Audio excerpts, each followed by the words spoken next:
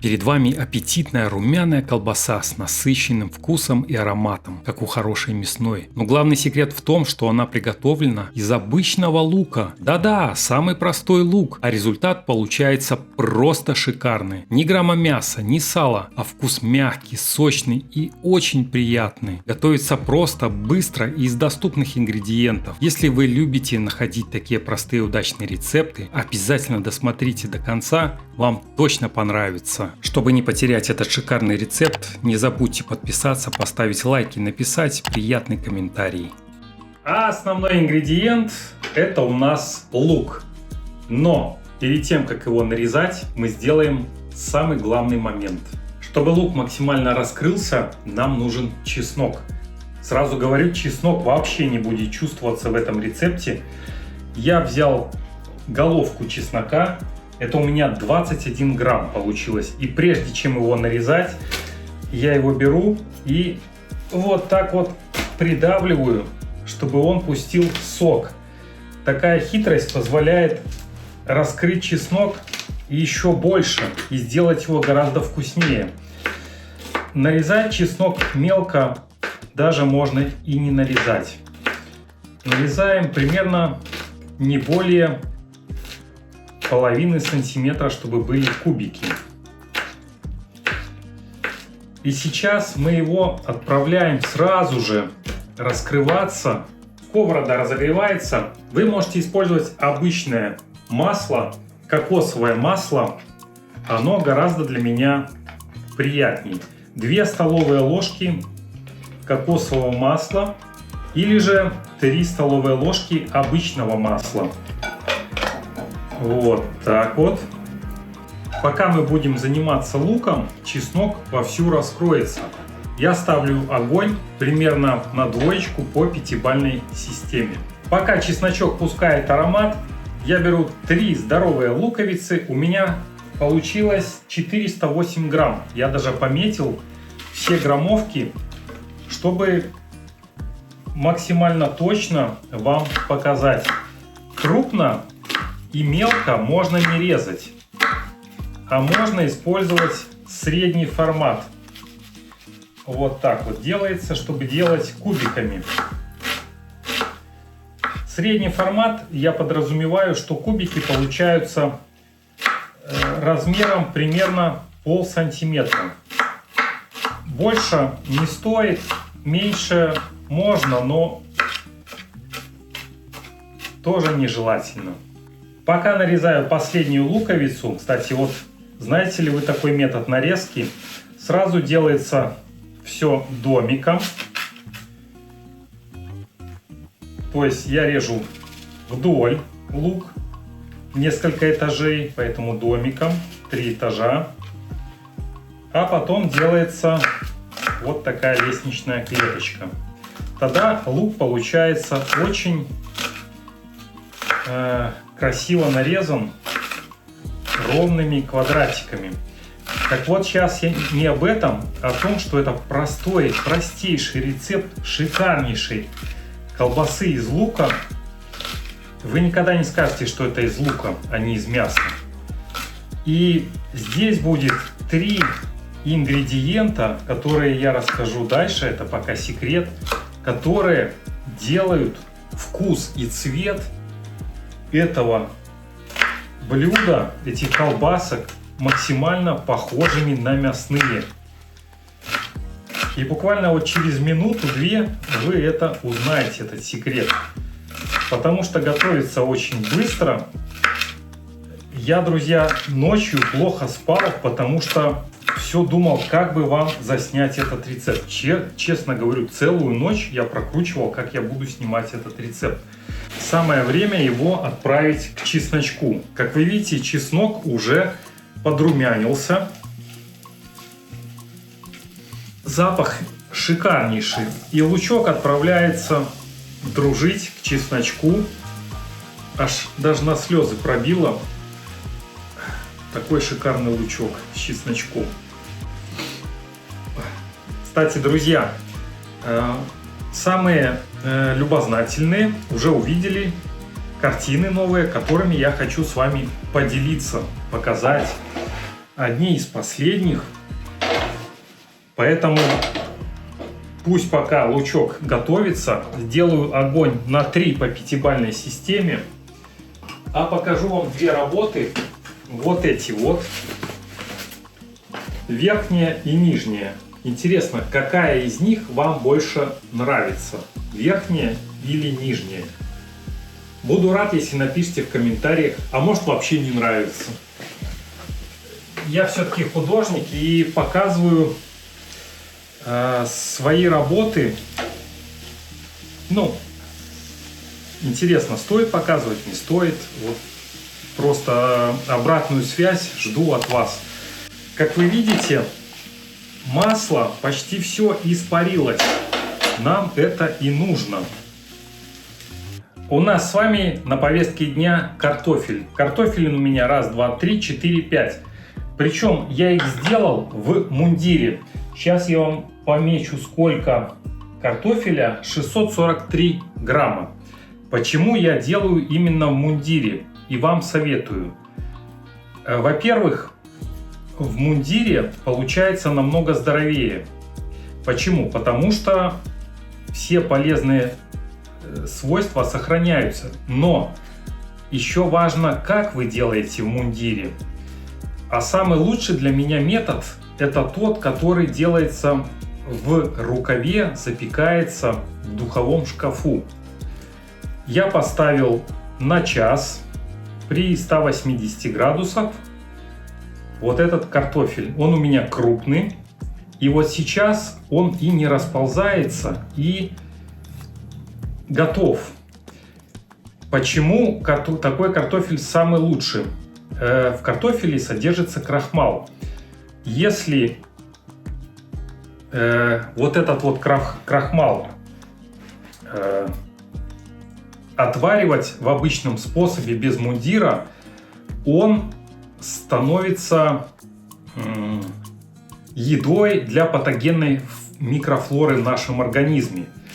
Но когда картофель в мундире сделать в духовом шкафу, то, друзья, потом крахмал не распадается. В общем, не буду я здесь умные фразы говорить, а его кушают дальше наша симбиотная микрофлора, полезная. Вот, чтоб не умничать, короче, надо картофель сделать в мундире в рукаве, запечь, и самое главное, его остудить. И тогда крахмал наиболее лучше усваивается в нашем организме. Вот так, целую лекцию вам прочитал о пользе картофеля, как его лучше кушать. Вы, друзья, если вам это не интересно, вот такие моменты, как наиболее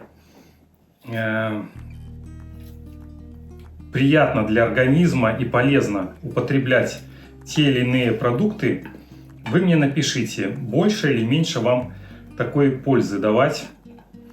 Вот, поэтому обратная связь мне всегда интересна. Я пока измельчаю картофель, измельчаю его абсолютно, как вы видите, на крупные кусочки.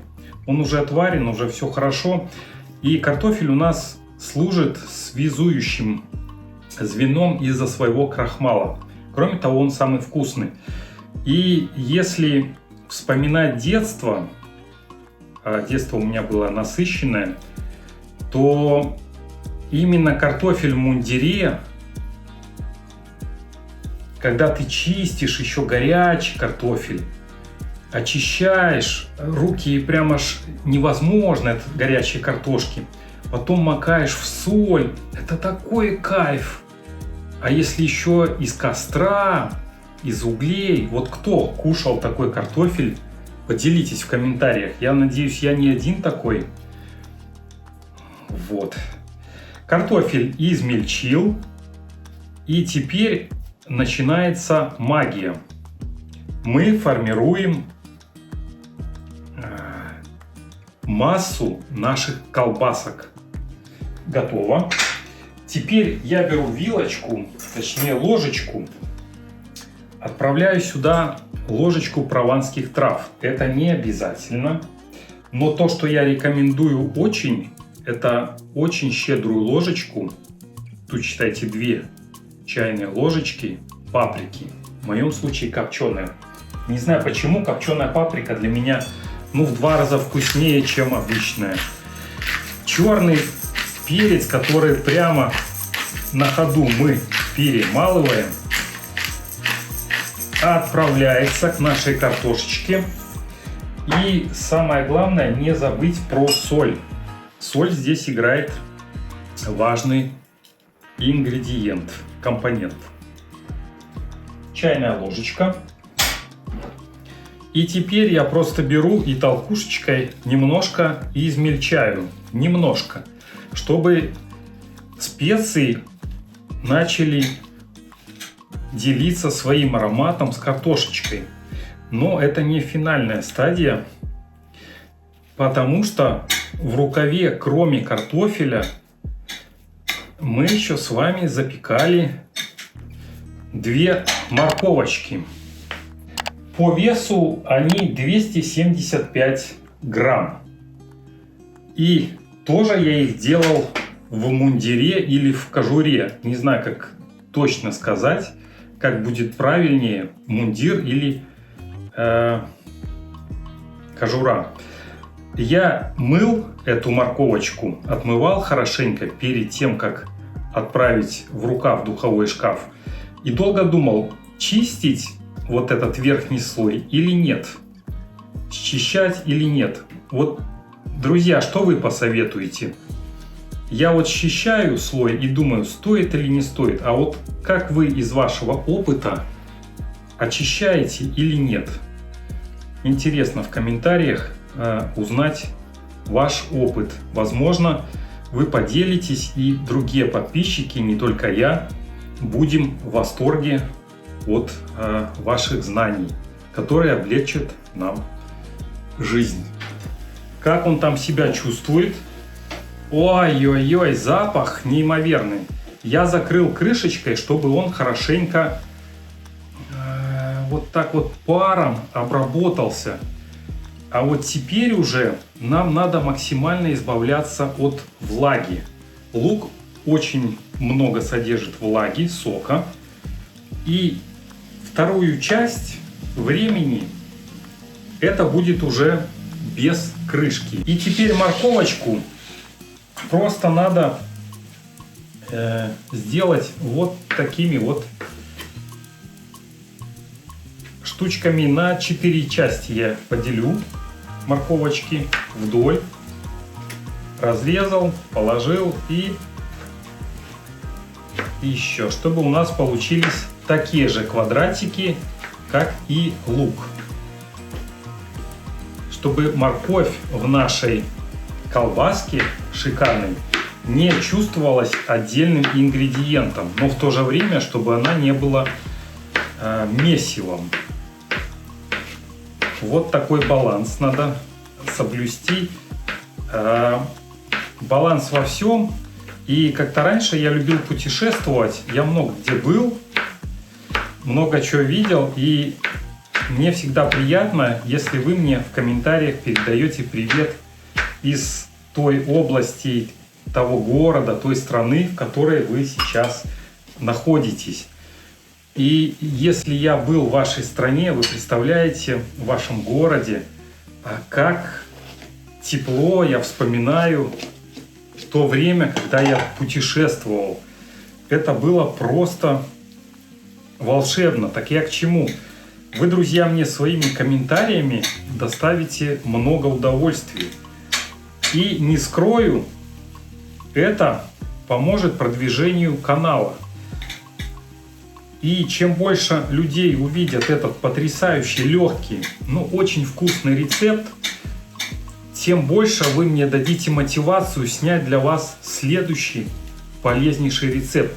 На канале есть много рецептов. Я готовил потрясающую колбасу из разных круп, из бобовых. Все рецепты я оставлю в описании и в первом прикрепленном комментарии, если не забуду. Но, друзья, вот этот рецепт, я думаю, он вас покорит гораздо больше. Вот теперь можно добавить один из 3 секретных ингредиентов. Это молотый кориандр. Пол чайной ложечки. Никому не говорите этот секрет. Это очень дорогой секрет. Он делает из обычной колбасы немясное вкус мяса. Это настолько шикарно. Но еще есть 2 ингредиента, которые в совокупности дадут именно тот самый насыщенный вкус мяса. Но без мяса. Сильно я не трамбую и отставляю.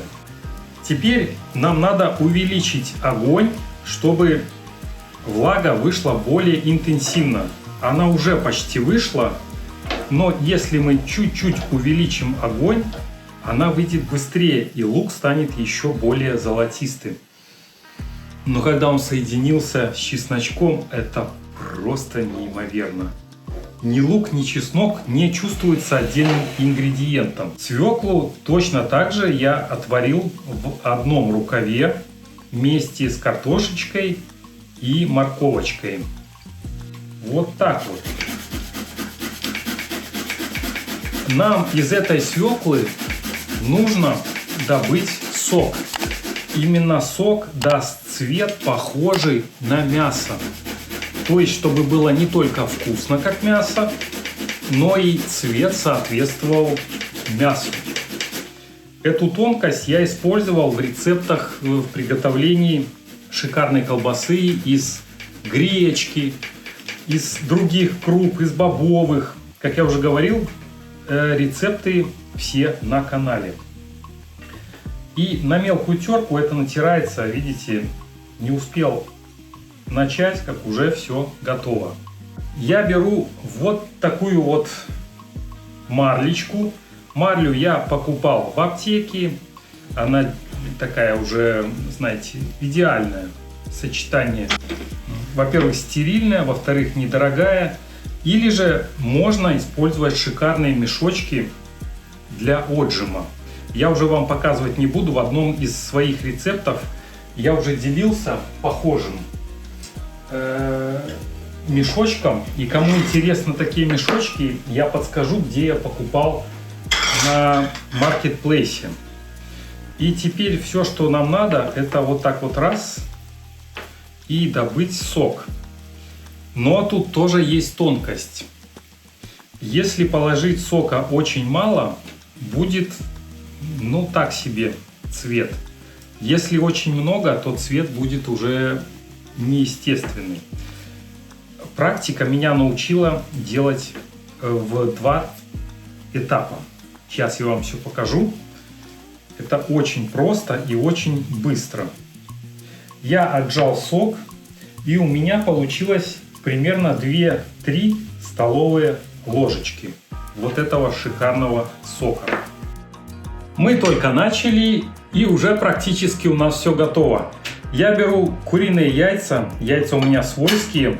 Кто смотрит мой канал «Художник в деревне», в нем в новом выпуске я показываю своих курочек, свой курятник. И сегодня я яйца взял вот прямо еще теплые. Только-только они снеслись. Я беру 3 яичка. Желтки шикарнейшие. И теперь чуть-чуть их можно вот так вот, не перемешивая, желтки раздавить и по массе распределить немножко. Далее 3-й секретный ингредиент, который вот просто он, если его только один добавить, остальные не добавлять, уже будет шикарно. Именно этот ингредиент делает вкус мясным. И как вы думаете, что это за ингредиент, которого я положил пол чайной ложечки? Этого вполне достаточно. Это мускатный орех, друзья. Кажется, вот так просто, но именно вот этот мускатный орех дает вкус мяса. Я отключил уже лучок и его отправляю дружить, соединяться вкусами с остальными компонентами. Если, друзья, вы захотите сделать такую колбаску полностью вегетарианской, то напишите в комментариях, я с удовольствием сделаю без яиц и максимально вегетарианскую. Вот теперь нам надо все соединить. И чтобы масса в процессе соединения уравновесилась температурами, чтобы лучок остыл и отдал лишнее тепло остальным ингредиентам. Очень важно, чтобы масса получилась не сильно водянистая. Лучше она пусть будет более сухая, чем водянистая.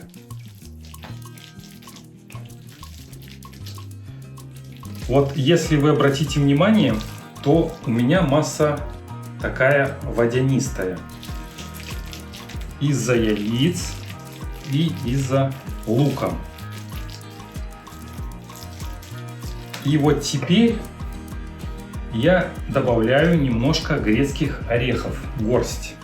Можно добавлять, можно не добавлять. Я измельчаю, чтобы быстрее было, прямо в руке. И вот так посыпаю. Крупные фрагменты будут шикарно здесь вписываться. Но не такие, что прям целым орехом, а вот такие примерно 4-5 миллиметра, полсантиметра. Вот так вот. И все соединяется в общую массу. А вот теперь начинается магия. Теперь мы делаем цвет. Я отправляю примерно половиночку сока. Вот так вот. И чуть-чуть перемешиваю. И смотрю, как меняется цвет. Сейчас он сильно красный в середине, но у нас не задействованы еще бока. И если мы перемешаем с общей массой, то получится цвет шикарный. Далее подскажу одну подсказочку вам. Секрет. Если сильно влажно получается, берем, посыпаем немножко панировочными сухарями. До какой массы, сколько сухарей, чтобы сухари впитали лишнюю влагу в себя. Почему это делается? Если сильно будет влажно, то наши сосиски в духовом шкафу просто треснут. Но об этом чуть позже, там еще есть свой секретик. И посмотрите, как меняется цвет уже на мясной. Незаметно цвет у нас колбаски стал цветным. Я смотрю, еще влага у меня есть, я еще добавляю панировочных сухарей. В общей сложности я добавил чуть меньше стакана, примерно 2/3 стакана. Этого, я думаю, достаточно. И вот теперь у меня к вам вопрос, друзья. Поскольку я буду делать колбаски стандартно в... Как эта вот штука называется? В кишке, скажем так, по-простому, по-народному, без умничания. А если вот я задался целью, если такая кишка не свиная, а именно для вегетарианцев. Вот подскажите, кто сталкивался, есть или нет?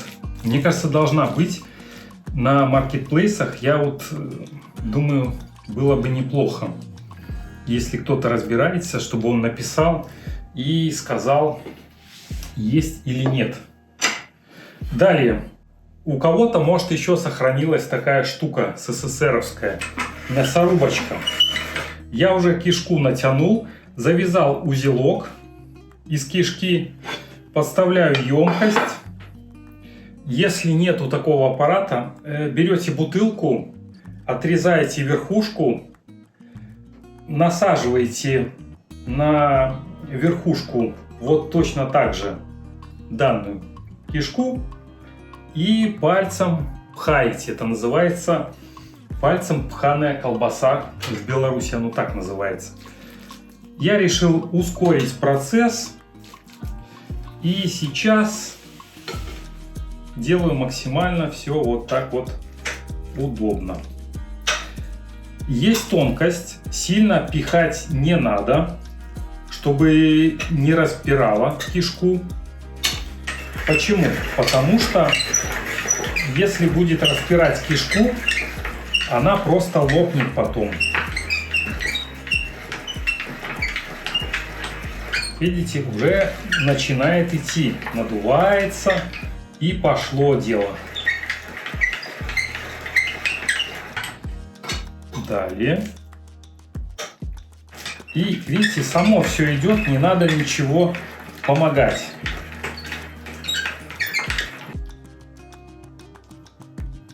Вот такая одна колбасочка получилась. Можно чуть-чуть перекручивать, тогда будут больше сардельки. Или все соединять в однородную массу. Причем, смотрите, я не утрамбовываю, а наоборот ее распределяю вот так вот, чтобы больше было в ней места. Вот так. И делаю кружочек. Вот такая колбаска одна у нас получилась. И во вторую колбаску я решил добавить немножко все-таки сахара. 1 столовую ложечку. Точнее, сахарозаменитель. Сахаром я не пользуюсь. Я пользуюсь шикарной заменой. Называется дынный сахар. Или эритрит. Это прекрасная замена с нулевым гликемическим индексом и 0 калорий. В общем, идеальная замена. Не так и дорого, кстати, стоит по сравнению со стевией. А каким сахарозаменителем пользуетесь вы? Или вы используете сахар? Или вы сахар вообще не используете? Интересно ваше мнение узнать. И я решил добавить 2 столовые ложки семян чиа. Ну, все-таки захотелось сделать 2 абсолютно разные колбаски. Чуть-чуть я это все перемешиваю. Белок завязан. И все у нас пошло. Последняя закладочка. И у нас вся наша масса пошла. Получается 2 колбаски. Вы посмотрите, какая огромная идет колбаса. Снимаем. И закручиваем финальный узел. Причем я закручиваю не с самого, где заканчивается колбаска, а отступаю небольшой край, чтобы распределить. Отправляем сразу все на противень. Я ничем не смазываю. У меня есть вот такой вот коврик, который прекрасен для температур высоких. Он выдерживает более 200 с чем-то градусов. То есть его ничем смазывать не надо абсолютно. И колбасочки я отправляю вот сюда. Раз. И вторую вот сюда. Надо хорошенько их разложить, чтобы не сильно соприкасались. Тот самый эффект, который делается, чтобы колбаса не треснула. Берется зубочистка и делаются проколы по верху через каждые 5 сантиметров. И вот сюда будет выходить лишний пар. И от этого наша колбаска просто не треснет. Уже разогрет до 150 градусов. Очень увесистая колбаска получилась. Не знаю, как у вас, у меня уже слюноотделение идет. Пошел ставить. Прошло минут, почти 20 минут прошло. И сейчас я вам покажу чуть-чуть. Сейчас взять этот. То есть, смотрите, мы делаем постепенно. Видите, она подрумянилась уже хорошо, но чтобы не треснула. И вот 20 минут пройдя на 150 градусов, теперь я делаю 180 градусов и еще 20 минут выдерживаем. По-моему, она все красивее и красивее. Через пару минут будем дегустировать колбаску, но пока под нее надо сделать достойный соус. Я взял зеленушку. В моем случае это свеженький укроп и немножечко петрушечки. И мы сделаем специальный соус для нашей прекрасной колбаски. Емкость красивая. Туда отправляется зеленушка. К зеленушке сразу же отправляется соль. 3 чайные ложечки. Прованские травки. 3 чайные ложечки. И далее идут интересные ингредиенты. Чайная ложка горчицы. Вот такая красота. Дальше чайная ложка сока лимона. Я сразу делаю так, чтобы по-быстрому. Перемешиваем. Обалденный соус будет. Далее у меня есть маслины, поэтому я беру и пару штук их кладу. Если их нету, не обязательно. Можно этот этап пропустить. Просто они у меня были. Далее или кладете сметану, или кладете йогурт. Я кладу коконат милк. Это мякоть кокосового ореха. Я уже ушел от кисломолочки и перешел на вот такую вот сметану, скажем так. Это больше как сливки напоминает, чем сметану. Но по вкусу получается просто шикарно. А в плане того, что нет лактозы, нету подкармливания грибков кандиды и прочее. И здесь одни плюсы, я считаю. Вот такая красота получается. Такой соус. Кроме того, очень хорошо, я думаю, будет сочетаться эта колбаска еще и с хреном. Друзья, я фанат хрена. Если вы тоже фанаты хрена, поставьте лайк и напишите в комментариях большими буквами «хрен». Так я пойму, сколько нас любителей хрена. Очень прекрасно, я считаю. Я беру огурчик под 45 градусов и нарезаю вот такую вот красоту. Много резать не надо, чтобы огурец не оставался. Чисто на прикусочку. Беру, еще отставляю все это дело. И есть у меня уже вот такая редисочка. Новый урожай, весенний. Очень сочная, очень красивая. Если у вас есть помидорки, обязательно используйте помидорочки. Тоже будет хорошо. Листики укладываю. Листья салата. Посмотрите, какие они красавцы. Просто как с картинки рекламного щита. О. Не знаю, как у вас, как вы терпите, как у вас только слюна не идет. Мне часто пишут: смотрю тебя на ночь глядя и исхожу слюной, и так и тянет меня к холодильнику. Так и пишут. Так что, если вы смотрите ближе к ночи, друзья, держитесь. Далее, здесь будет в центре у нас колбасочка, а по краям будут вот такие вот у нас украшения. Перемешечку. Красное, зеленое, красное, зеленое, красное, зеленое, красное. И вот таким методом у нас все получается. Друзья, вы только посмотрите, какая красота! С пылу в жару идет еще пар. Настолько оно выглядит шикарно. Сейчас я вам ближе покажу, чтобы точно вот оценили, насколько это ароматно.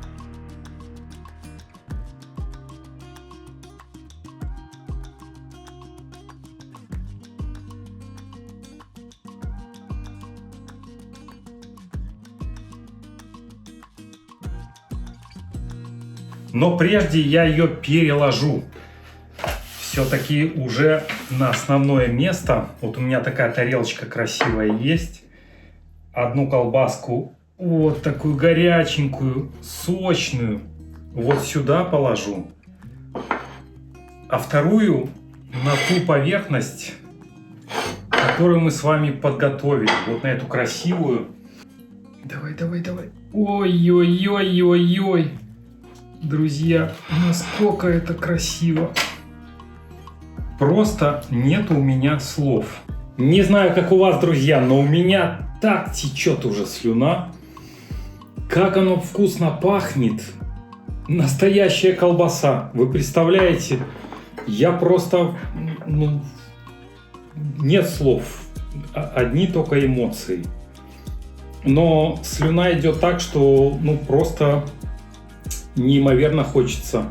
Даже не знаю, какую из них попробовать. Вот, к примеру, вот эту вот отрежу. Кусочек. Во-первых, внутри, посмотрите, как настоящая колбаса.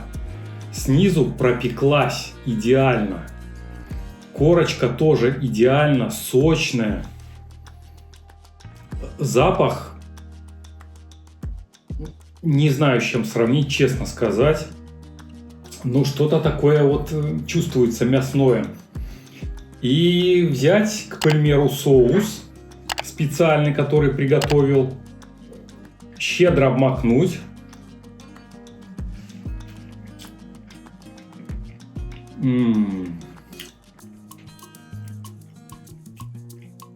Вот если сюда не добавить мускатный орех, все будет зря, все будет невкусно.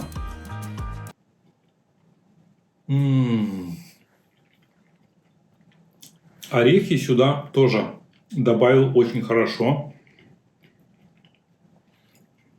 Никогда не скажешь, что эта колбаса сделана из лука.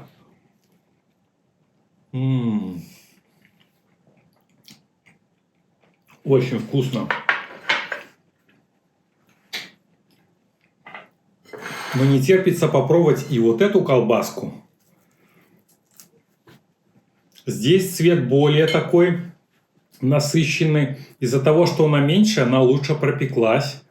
Видно. И она уже пойдет у нас с хреном. Вот так щедро хрена.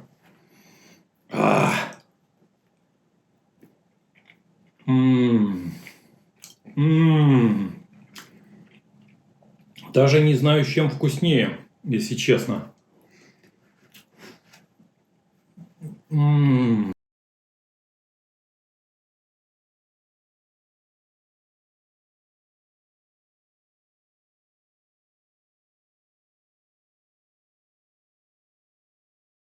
Остановите меня кто-нибудь. Я просто не могу остановиться. Такая она вкусная. А сейчас попробовать с маслиной.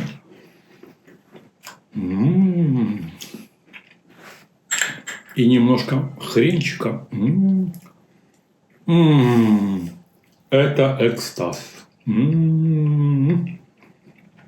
Ой, это все снимается.